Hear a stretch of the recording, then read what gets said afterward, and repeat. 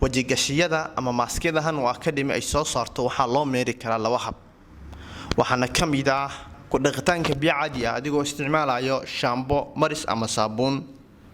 iyo ku dhaqida biyo kulul oo cusbo leh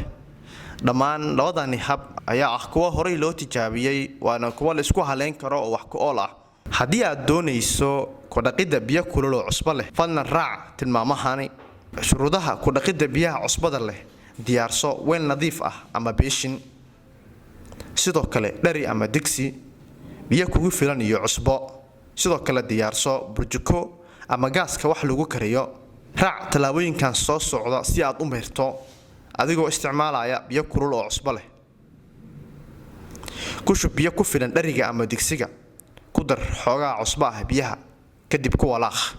karkari biyaha cusbada leh ilaa 10 daqiiqo ama ilaa ay si fiican u karkaraan kadib ku shub biyaha cusbada ee kulul weel nadiif ah ama beeshin dhaxgali maaskiga biyaha kulul ee cusbada kuna dhaaf ilaa 1 daqiiqo si taxadar leh u dhaxgali maaskiga biyaha kadib leexleexi isku naday inaad qoysiso aad hubiso in biyaha si fiican ugu dhex jira maaskiga ku celi dhowr jeer hubina inay ku jiraan muddo 3 daqiiqo ah